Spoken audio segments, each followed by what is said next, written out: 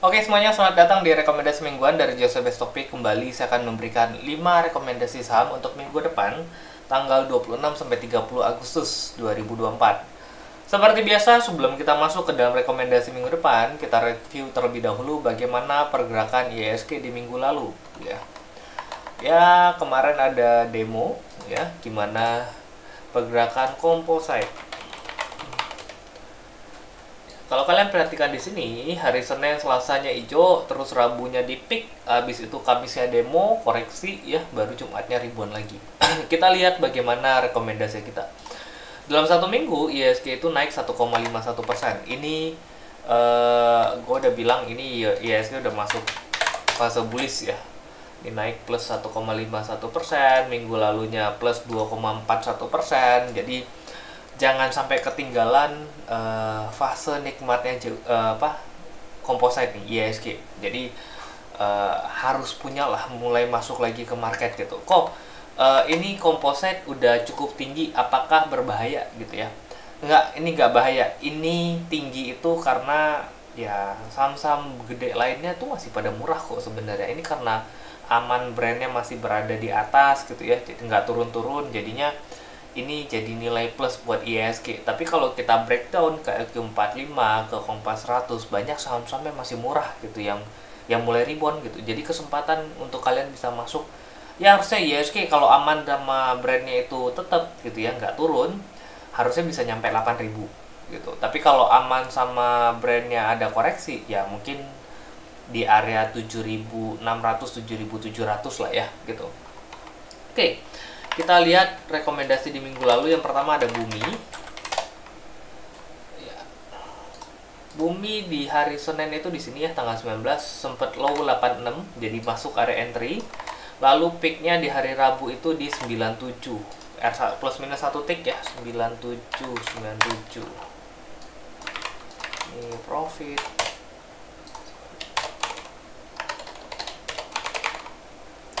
Next yang kedua ada Tower. Tower Senin di sini low-nya 790, masuk area entry. R1 845. Peak-nya di sini highest cuma 820 dengan closing 810. Jadi karena nggak kena R1, Jumatnya close 810, Jumat penutupan market, ya udah sell aja di IEP. Next yang ketiga ada CTRA. CTRA Senin di sini low-nya 1280, nggak masuk area entry ya karena dia nggak koreksi. Gua ngarep dia koreksi, tapi ya support ininya juga cukup kuat sih ya, kita lihat. Nah support ininya juga cukup kuat gitu ya, 1280 nya nggak mau turun ya, sempat naik sampai 1340 ya, kena sih R2 nya, tapi karena entry-nya nggak dapat, jadinya ini gue hitemin aja. Next yang keempat ada NCKL, ini yang nggak gerak nih. Seninnya di sini low-nya 915, masuk area entry, closing 880 untuk cut loss-nya. Kemarin closing cuma 905, jadi nggak kena area cut loss, dan hari Jumat close 915. Peak-nya kemarin 930, belum kena R1 ya. Jadi closing 915. Ini cut loss lah ya gue bilang ya, walaupun ini dikit banget, tipis. Yang terakhir ada Adaro Seninnya di sini low-nya 3240, masuk area entry 3200 sampai 3280 ya, gue kasih spare-nya rada tinggi, harusnya dapat ya. R1 3400, dan ini closing dari Jumat 3470 dengan titik tertinggi 3480 ya, 3400, peak-nya 3840 ya, closing 3870 harusnya bisa kejual sih, profit. Oke, so dalam satu minggu kemarin portofolio kita itu gue bagi 4 ya. Oh ini sorry, ini bagi 5 mesti ya kemarin, bukan 4. Nah kemarin minggu lalu itu portofolio naik sekitar 5-9%, minggu ini 3-6% ya, dengan IHSG kenaikan 1,51. Happy cuan semuanya ya udah ngikutin rekomendasi mingguan. Semoga minggu depan kita dapat cuan yang lebih banyak lagi gitu ya, dan semoga IHSG-nya ya boleh sih koreksi, tapi saham yang kita pilih tuh naik gitu ya. Oke, Kita review terlebih dahulu bagaimana pergerakan IHSG. Hari Jumat kemarin ada pertemuan The Fed ya, di mana Powell bilang oke, kita akan secepatnya memotong suku bunga. So kemungkinan besar September akan mulai pemotongan suku bunga, dan ini akan jadi sentimen positif buat market.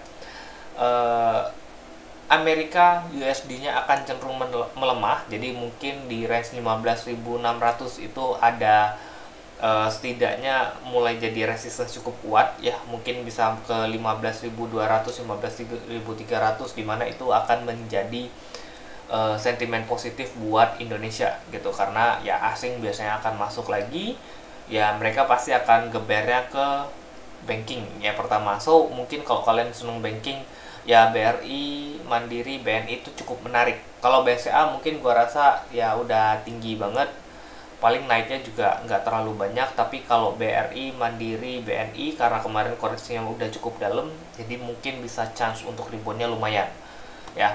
Untuk rekomendasi minggu depan kita lihat dulu IHSG-nya.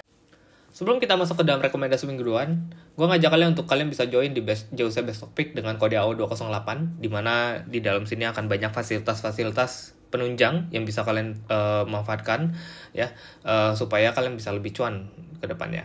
Dan kalian juga bisa konsultasi one-on-one ke gue jika ada pertanyaan, sehingga rekomendasi mingguan kalau kalian cuma komen di sini kalian bisa langsung chat. Oke, kalian bisa kontak aja, nomornya di sini ada Dina ya. Nanti akan membantu kalian untuk melakukan step on step bagaimana cara pembukaan rekening dan gimana caranya join ke grup. Oke, see you semuanya. Ya, kemarin itu gua ambil dari low ke high, ada resistance IHSG di 7.000 nih. Ya, 7.600 nih. Makanya kemarin sempat peak sampai 7.594. Gue bilang hati-hati nih ada resistance, ternyata benar. Jumatnya demo koreksi, dan Kamisnya demo terus koreksi, dan Jumat ini mulai rebound lagi. Mungkin akan ngetes 7.600 nya, dan kalau di break 7.600 nya maka IHSG akan OTW ke 7.755 ya. Jadi angka yang bagus banget kalau bisa di break 7.600. IHSG bakal jadi super bullish, banyak saham-saham yang akan cenderung naik. Dan kalau IHSG naik seperti itu, udah pasti LQ45 yang naiknya paling tinggi. Bukan paling tinggi sih, drivernya pasti LQ45. Jadi kalau kalian megang LQ45 ya harusnya cuan lah kalau IHSG sampai ke 7755 ya. Oke, kita masuk ke rekomendasi minggu depan. Rekomendasi minggu depan yang pertama gue lihat ada ACES. Ini udah berada di support. Ini kemarin sudah di sini nggak bisa ditembus area 710-nya. Nah, kalian bisa lihat ya. Ini trap-trap tangganya mulai kelihatan.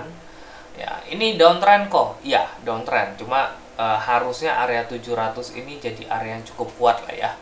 Gua kasih tato untuk di ACES. Jadi kalian ngerti nanti gimana cara trading dengan saham-saham yang punya tato seperti ACES ya. Harusnya sih nggak perlu cut loss ya. Tungguin aja lu mestinya cuan. Gitu. Oke, ACES. Area entry 710 sampai 730.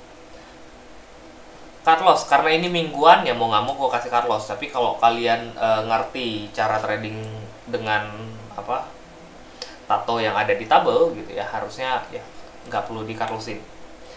Cut loss untuk minggu depan ACES itu di 690. Mudah-mudahan nggak kena, harusnya nggak kena lah, masa break lagi di bawah 710 ya. R1 kita ambil picknya di sini 755. Resistance kedua di 780. Yang kedua BBKP. Ini memang ngambil yang lagi koreksi-koreksi kemarin ya, cukup dalam. Cuma kalau dilihat kan BBKP ini fasenya udah mulai uptrend, kemarin naik dengan volumenya juga cukup bagus gitu ya. Dan ini juga volumenya masih di atas rata-rata yang kemarin-kemarin. Mudah-mudahan ini masih bisa rebound. BBKP area entry sekarang udah 64 ya, agak jauh kalau 59. 61 sampai 64. Cut loss 58. TP1 64 ke 71 kejauhan ya kayaknya. 64 71 langsung 10%. Ke 68 dulu ya. 68 R1 71 R2. Yang ketiga ada Indi. Nah, ini yang mulai fasenya mulai naik ya. Fase mulai uptrend. Jadi tadi ACES downtrend lagi di support, BPKP mulai uptrend tapi ada kemarin koreksi. Nah, ini yang mulai ngebreak nih, Indi Ya, call udah pada mulai jalan. Kalau kalian dengerin live gua kemarin-kemarin, gua bilang andalan gua dua ya, Gem sama Indi. Nah, Gemsnya ya kalian tahu udah naiknya lumayan. Nah, Indi ini tato lah ya. Kalau kalian lihat tabel nih tato, harusnya ini areanya murah. Ini supportnya kelihatan, 1470-nya cukup kuat, dan hari Jumat kemarin di break 1500-nya. Mudah-mudahan ini bisa langsung ngegas lagi ke atas. Gitu ya, mungkin ngetes ke area resistance-nya di sini kali ya. Sini deh. Nah, oke, area entry untuk Indi 1500 sampai 1535, cut loss 1485, target pertama 1595, target kedua ada resistance ke sini. Ini terakhir nih, resistance 1650. Ya, kalau sekalian di break udah OTW ke 2000 lagi. Next, yang keempat ada KLBF. Ini juga fasenya lagi uptrend, bagus. Kalau diperhatikan mungkin sektor healthcare ini cukup menarik ya kalau gue lihat, apalagi dengan isu Mpox yang mulai naik lagi.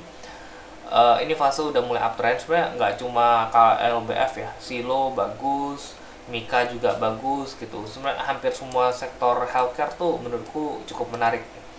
Cuma pandanganku kayaknya KLBF ini yang paling menarik ya. Oke, area entry untuk KLBF 1680 sampai closing aja 1720. Cut loss 1660. Target pertama, peaknya kemarin 1750, terlalu dekat. Gua kasih di sini nih, area supportnya dulu. Nah, oh ya, ini udah resistance ya. Oke, berarti nextnya di area resistance sini. Oke, 1800 kejauhan nggak ya? Dari sini ke sini 7%. Oke, kita dikasih tengahnya di sini.